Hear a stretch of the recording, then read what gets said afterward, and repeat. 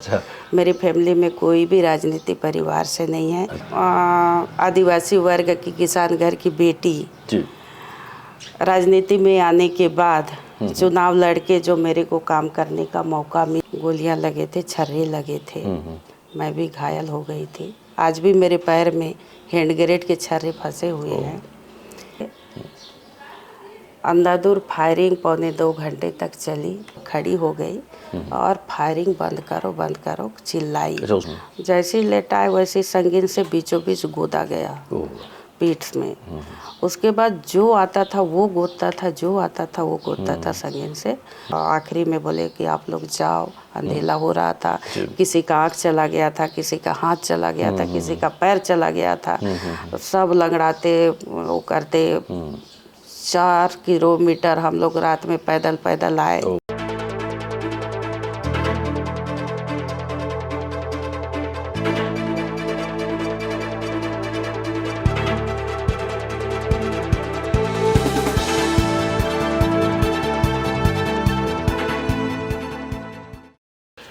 नमस्कार दर्शकों, the post की इस कड़ी में आपका स्वागत है। मैं हूं उपेंद्र और ये एपिसोड बेहद खास होने जा रहा है क्योंकि आज हमारी मेहमान है राज्यसभा सांसद और प्रदेश महिला कांग्रेस की अध्यक्षा फूलोदेवी नेमाम।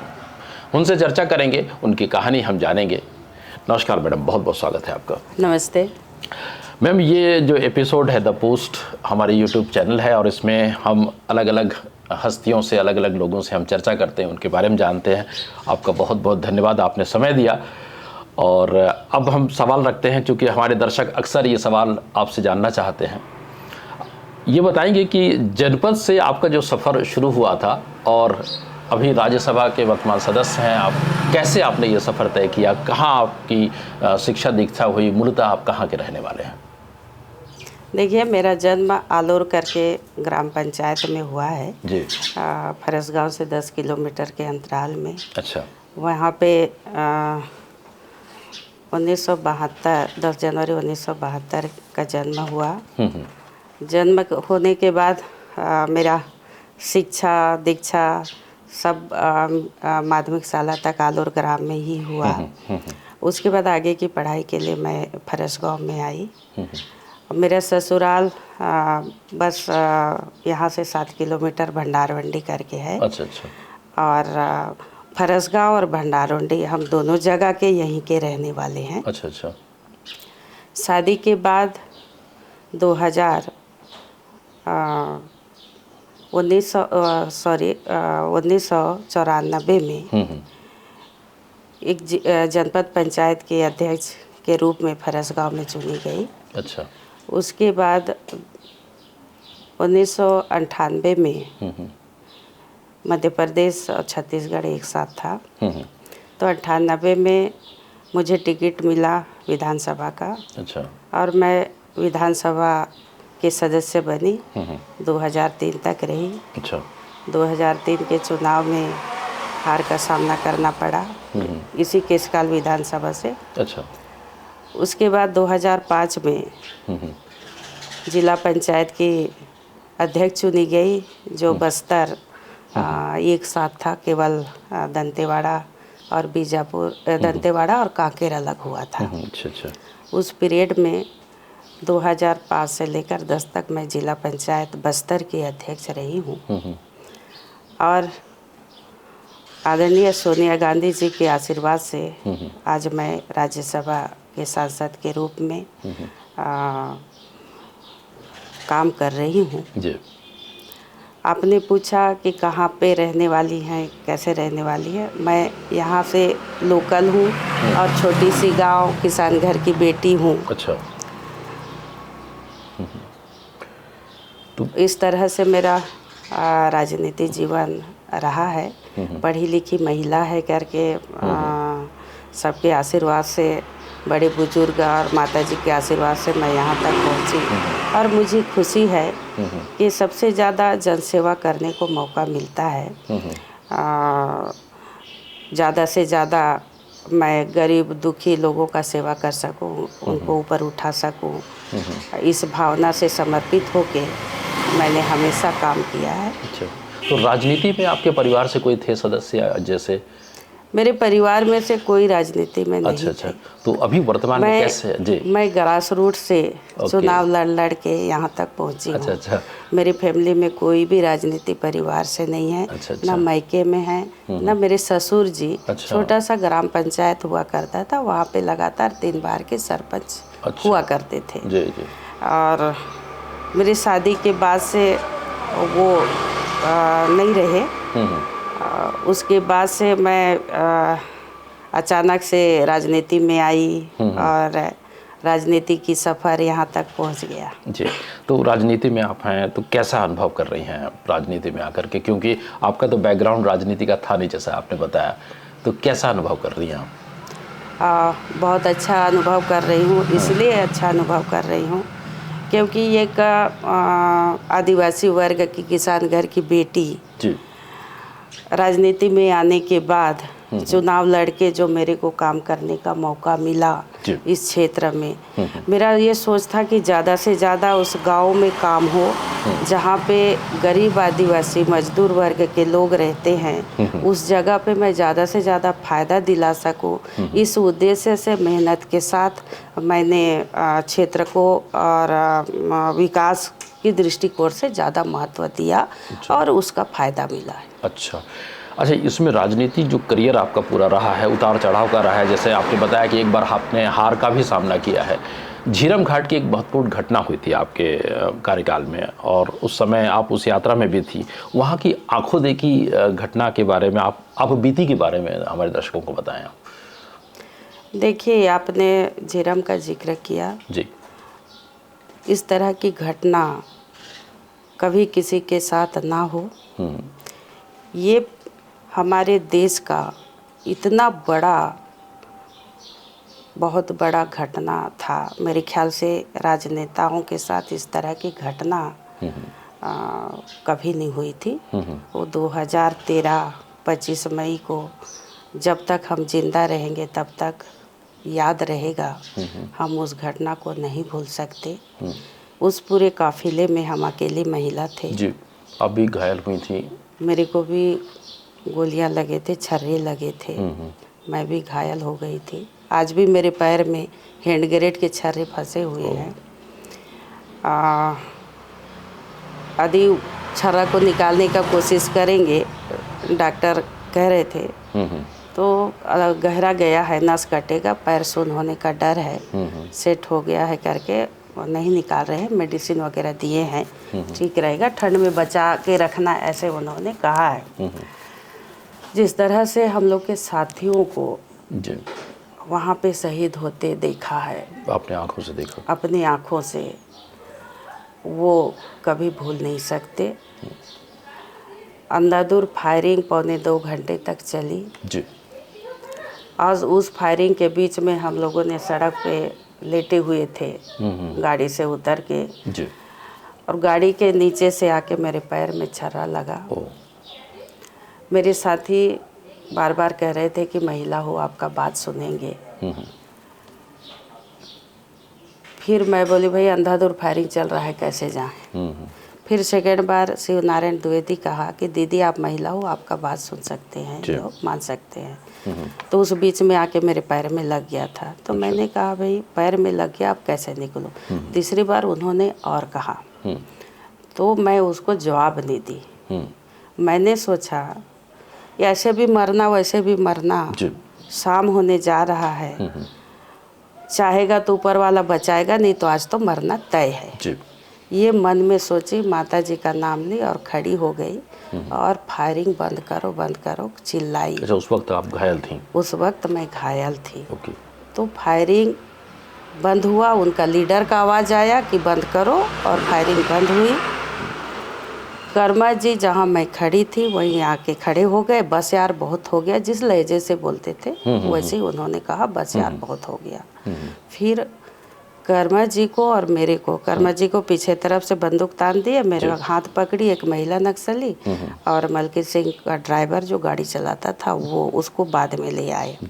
हम दोनों को साथ साथ ले गए, फिर बाद में ले आए। कर्मा जी का हाथ बांध रहे थे तो कर्मा जी गोंडी में अपना नाम बताए। अच्छा। मैं मेहंद कर्मा हूँ करके। जैसे ही लेटाए वैसे ही संगीन से बीचों बीच गोदा गया पीठ में। उसके बाद जो आता था वो गोदता था, जो आता था वो गोदता था संगीन से। उसके बाद बहुत इतना बड़ा पत्थर को लेके उसके सिर में पटक दिया और मेरे पास आके बार बार उन लोग नाम पूछ रहे थे। क्यों गई थी? मैं बोली भाई कांग्रेस की कार्यकर्ता हूँ, कांग्रेस का कार्यक्रम था, चली गई थी। फिर कहते हैं पर्स में क्या रखे? हमने कुछ नहीं रखा, देख लो करके पर्स को भी उनके इतने दूर में रख दी, हालांकि पर्स को देखे नहीं। फिर बोलते हैं कि आपको पहले निकलना था। मैंने कहा भाई आप लोग तो ऐसे नौबती आने नहीं दिया, अंधाधुंध फायरिंग कर रहे थे, कैसे निकलती ऐसे करके। फिर वहाँ पे पूछ रहे थे कि नंद कुमार पटेल इसमें कौन है? अच्छा। मेहंद कर्मा के परिवार हैं क्या? अच्छा। तो हमने कहा भाई कोई परिवार नहीं है, नंद कुमार पटेल तो पहले ही चले गए।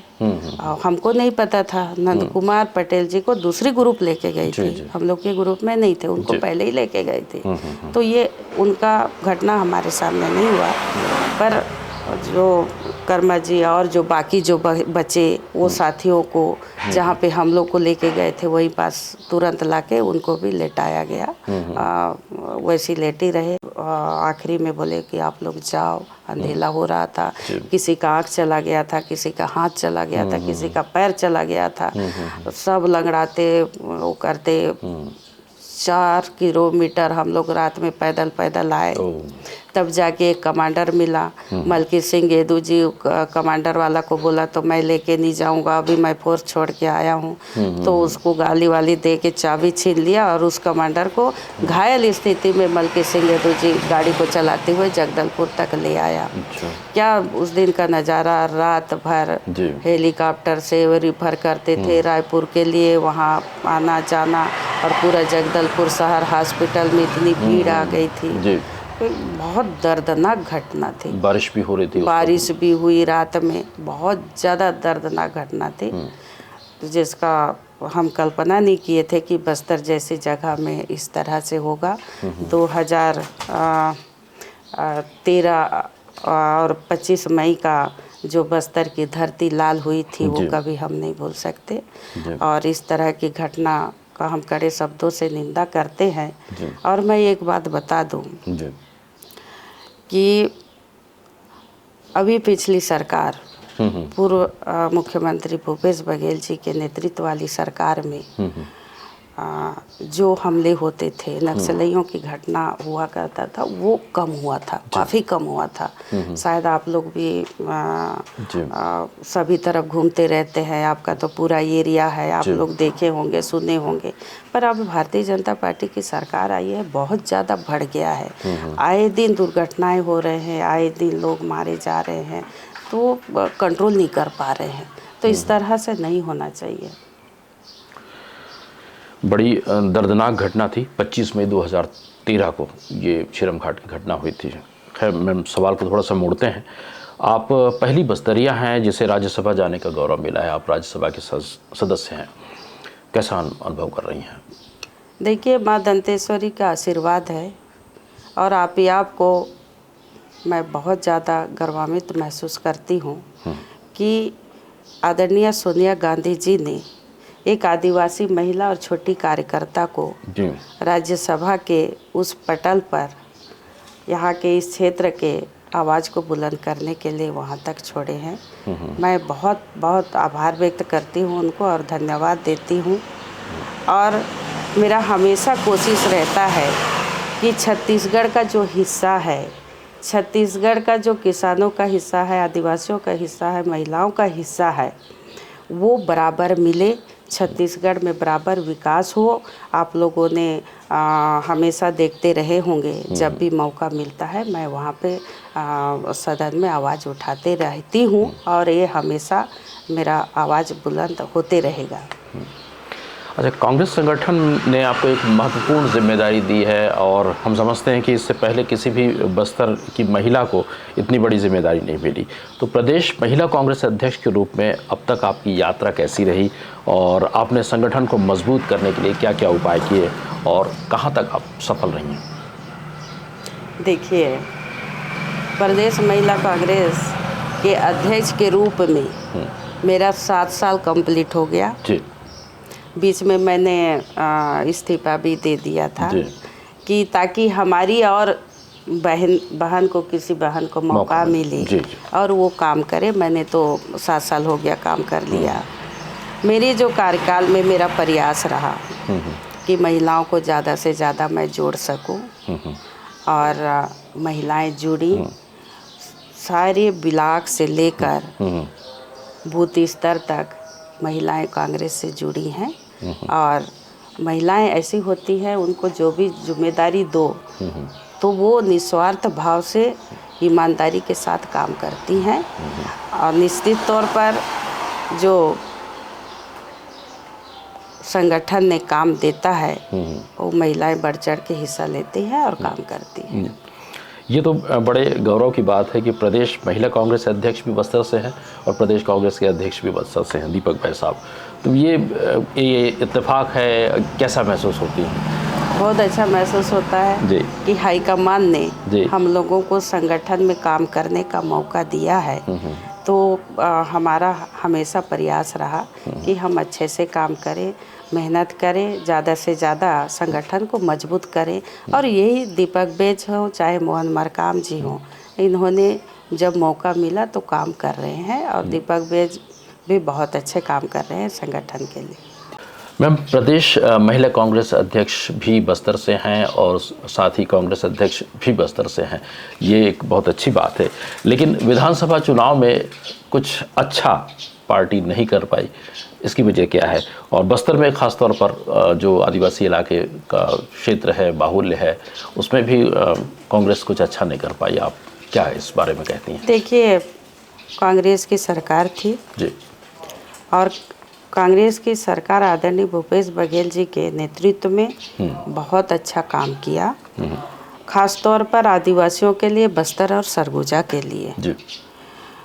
जो आदिवासियों की संस्कृति होती थी, घोटुल का निर्माण, घोटुल गुड़ी बंद हो गया था कि वहाँ पे आदिवासी की संस्कृति, रीति रिवाज के बारे में चर्चा होती है और शादी ब्याह, मरनी हजनी, छठी वगैरह में कहाँ पे क्या करना है उसके बारे में घोटुल में बैठ के निर्णय लेते थे, वो ख़त्म हो गया था। उसको फिर से भूपेश बघेल जी ने जगाया, फिर से उस संस्कृति को लागू करने के लिए प्रोत्साहन किया। उसके बाद देवगुड़ी, हमारे आदिवासी के इलाकों में अक्सर झाड़ के नीचे या झोपड़ी बना के हम देवी देवता को रख के पूजा करते थे। तो वो देवगुड़ियों को भी उन्होंने सजाने संवारने का काम किया। काम बहुत अच्छा हुआ। वनोपज संपदा, जहाँ पे बस्तर से सबसे ज़्यादा उत्पादन होता है, वहाँ कभी भी किसी भी सरकार ने समर्थन मूल्य नहीं दिया था। वो समर्थन मूल्य घोषित करके लोगों को फ़ायदा दिलाने का काम किया। निश्चित तौर पर काम के मामले में तेंदुपत्ता को 4000 मानक दर पे पूरा खरीदी हुई। अच्छी क्वालिटी की महुआ विदेशों में जाने लगा। बस्तर की महिला स्व सहायता समूह, कई महिला स्व सहायता समूह गोठानों का काम किए, वनोपज संपदा को खरीदने का काम किए। आर्थिक दृष्टिकोण से बहुत ऊपर उठाने का उन्होंने काम किया। लेकिन कहीं ना कहीं हम लोग की कमी रही होगी, हम इन योजनाओं को घर घर जा तक नहीं पहुंचा पाए होंगे, जिसके कारण हमें हार का सामना करना पड़ा। जी। तो आने वाले लोकसभा चुनाव के लिए पार्टी की क्या तैयारी है और आने वाले समय में प्रदेश में पार्टी की स्थिति कैसी रहने की उम्मीद है? प्रदेश में हम लोग की पार्टी संगठन की ओर से बहुत अच्छा मजबूत है, अच्छा काम करेंगे और पूरे मैं विश्वास के साथ कहती हूँ कि हमारे पास अभी लोकसभा की सीट 2 है, 2 से ज़्यादा बढ़ेंगे। अच्छा, अब बस्तर की बात करते हैं। नगरनार स्टील प्लांट अब निजी हाथों में चला जाएगा, आप क्या देखती हैं इससे? देखिए, बस्तर के स्टील प्लांट के लिए हमारे जो कांग्रेस के नेता वहाँ के लोगों के साथ, वहाँ के जनता के साथ हमेशा कदम से कदम उठा के रहे हैं और हमेशा आवाज़ उठाए हैं। फिर भी ये केंद्र सरकार की मामला है, केंद्र सरकार आंख बंद करके देख रही है तमाशा, उसका सबक इस चुनाव में मिलेगा। जी। मैम, लगभग 75 वर्षों में देश के विकास के साथ साथ बस्तर का भी बहुत विकास हुआ है। फिर भी कुछ छोटी मोटी कमियों के कारण आंदोलन होते रहते हैं। क्या ऐसा नहीं हो सकता कि आम लोगों की छोटी मोटी ज़रूरतें भी मुहैया कराई जाए, जैसे रेल की उपलब्धता, स्वास्थ्य विभाग में विशेषज्ञों की उपलब्धता? आप अपने स्तर पर क्या सोचती हैं और क्या कर सकती हैं? देखिए, रेलवे के मामला में जी। मैं राज्यसभा में आने के बाद और लोकसभा हमारे सांसद दीपक बैज जी, हमेशा हम लोगों ने आवाज़ उठाई है जी। और हमेशा पत्रवाहक किए हैं। मिनिस्टर को, पीएम को मैं खुद ने चिट्ठी लिखा, जिसके चलते अब धमतरी से लेकर जगदल कोंडागांव तक रेल लाइन शुरू होने वाला है, जो सर्वे चल रहा है। जमीन का भी अधिग्रहण हुआ है और बहुत धीमी गति से हो रहा है। इसको बहुत तेज़ी से चलाने की ज़रूरत है और ये प्रजातंत्र है। जब तक हम आवाज़ नहीं उठाएंगे, जब तक हम मांग नहीं करेंगे, तो सरकार कहाँ से सुनेगी। ऐसे भी भारतीय जनता पार्टी की सरकार है, मोदी जी की सरकार है, जो बोलते हैं वो तो करते नहीं हैं। तो बीच बीच में आंदोलन, जब तक यहाँ पे विकास की गति ना बढ़े तब तक आंदोलन होते रहेंगे और हम उस आंदोलन के साथ हैं। जी। स्वास्थ्य विभाग को भी देखा जाए तो बड़ी बड़ी बिल्डिंगें बन चुकी है यहाँ पर, लेकिन हॉस्पिटल्स हैं, लेकिन सुविधाओं के नाम पर थोड़ी सी कमी है। तो इसे आप कैसे देखती हैं? विशेषज्ञ यहाँ पे नहीं आते हैं। देखिए, विशेषज्ञों की कमी है। हम बड़े से बड़े महंगे से महंगे इंस्टीट्यूट रखेंगे तो भी कोई फ़ायदा नहीं है। जब तक विशेषज्ञ नहीं आएंगे यहाँ पे, तब तक उसका ठीक ढंग से रख रखाव नहीं होगा। लाखों करोड़ों की मशीनें बर्बाद हो जाएंगी। इसलिए बहुत ज़रूरी है कि, क्योंकि पद स्वीकृत होके पड़े हुए हैं और डॉक्टर नहीं है, कई हॉस्पिटलों में इस तरह का देखने को मिल रहा है। तो सरकार जल्द से जल्द ये सब जहाँ पे खाली पड़े हुए हैं उनको भर्ती करना चाहिए। अच्छा, लंबे समय से एक्चुअली पासपोर्ट ऑफिस प्रारंभ करने की मांग होती रही है। पासपोर्ट ऑफिस का औपचारिक उद्घाटन भी हुआ, पर आज तक काम शुरू नहीं हो सका है। भवन में ताला लगा रहता है। क्या वजह है इसकी? देखिए, ये केंद्र सरकार के मामला है, रेलवे और ये पासपोर्ट। जी। हम बात करेंगे, लेटर भी लिखेंगे और आवाज़ भी उठाएंगे। जिस तरह से उद्घाटन हुआ, शुभारंभ हुआ दिखाने के लिए और ताला जड़ दिए हैं, तो ये गलत बात है, अच्छी बात नहीं। जी। और अब एक बहुत प्रतीक्षित मांग, जो दिल्ली जगदलपुर और जगदलपुर दिल्ली हवाई सेवा का एक औपचारिक उद्घाटन तो हो गया है। ये हवाई सेवा भी कहीं पासपोर्ट ऑफिस की तरह दिखावा तो नहीं रह जाएगी? आप कुछ प्रयास कर रही हैं इस दिशा में? हम प्रयास करेंगे जी। और दिखावा भी है जी। क्योंकि दिखावा के लिए अभी केंद्र सरकार में भारतीय जनता पार्टी की बैठे हैं। 10 साल का कार्यकाल पूरा हो गया, फिर से अभी चुनाव घोषणा होने वाला है। जब उन्होंने चुनाव फर्स्ट बार लड़ रहे थे, तब उन्होंने क्या घोषणा किए थे कि विदेश से काला धन लाऊंगा, 15-15 लाख हर एक के खाते में जमा करूंगा, 2 करोड़ बेरोजगारों को रोजगार दूंगा। आज 30-30 लाख केंद्र स्तर के खाली पद पड़े हुए हैं। बेरोजगार दर दर घूम रहे हैं, भटक रहे हैं। तो ये इस तरह के जुमलेबाजी करते रहते हैं। इसी तरह दिखावा है जो काम कर रहे हैं। तो दिखावा के लिए, जुमलेबाजी करने के लिए भारतीय जनता पार्टी के लोग, भारतीय जनता पार्टी के नेता तो माहिर हैं। कांग्रेस जो करती है वो कहती है वो करती है, ये मैं विश्वास रखती हूँ। और भारतीय जनता पार्टी जुमले पे चलती है और जुमलेबाजी करेगी, लोग लुभाने वाली बात करेगी, डिंडोरा पीटेगी, ढोंग जताएगी। बस इसी में लुभा के वोट मांग के ले जाती है और जब सत्ता में बैठती है तो उसके बाद सारी चीज़ भूल जाती है। कुछ काम धाम तो होता नहीं है। लोकसभा चुनाव आने को है, तो पार्टी की क्या तैयारी है? क्या 33% आरक्षण वाले फार्मूले को पार्टी में स्थान मिलेगा? देखिए, मैं बता दूं आपको, कांग्रेस पार्टी एक ऐसे पार्टी है महिलाओं को आगे बढ़ाने का काम की, जिसका उदाहरण मैं खुद हूँ। राजीव जी यदि पंचायती राज लागू नहीं करते जी तो महिलाओं को आरक्षण नहीं मिलता।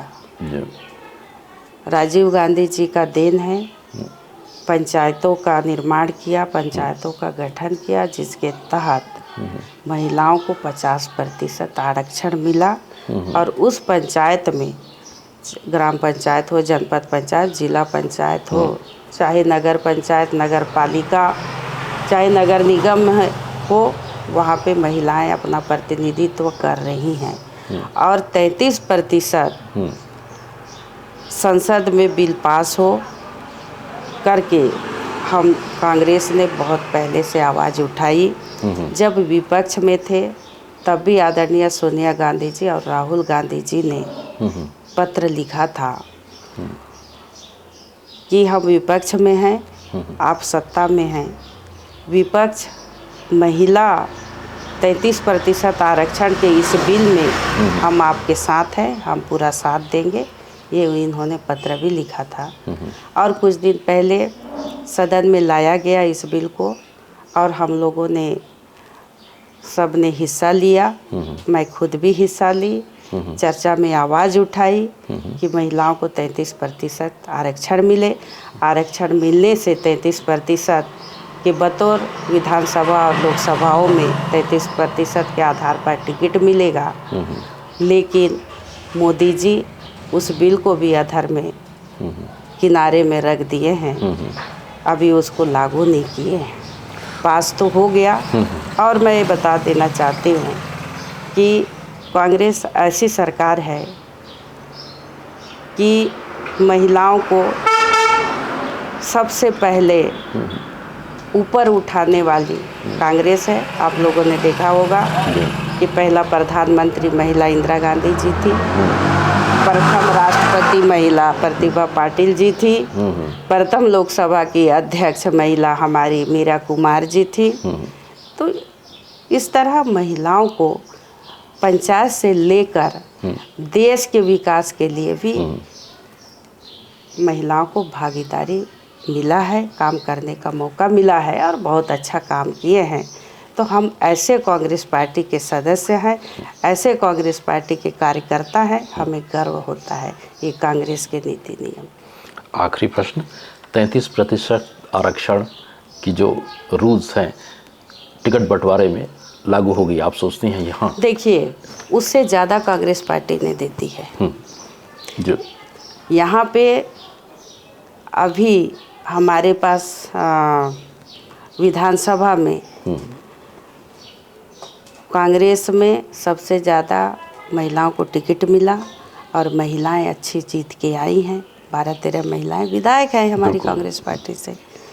तो पूरा विश्वास है लोकसभा में भी इस तरह से अभी एक महिला का फाइनल हुआ है और महिलाओं को देंगे मौका और बहुत बेखूबी से बहुत अच्छा चुनाव लड़ेंगे। चलिए, उम्मीद करते हैं कि लोकसभा का ये जो चुनाव है अब कांग्रेस पार्टी कुछ ना कुछ उसमें बढ़ोतरी हो। बहुत बहुत धन्यवाद मैम हमसे बात करने के लिए। धन्यवाद। आपको भी बहुत बहुत धन्यवाद। दर्शकों, ये थी फूलोदेवी नेताम, प्रदेश महिला कांग्रेस की अध्यक्षा, राज्यसभा सांसद, हमसे चर्चा कर रही थी। अगली बार किसी अन्य शख्स के साथ आपकी अब अवश्य मुलाकात करवाएंगे। नमस्कार।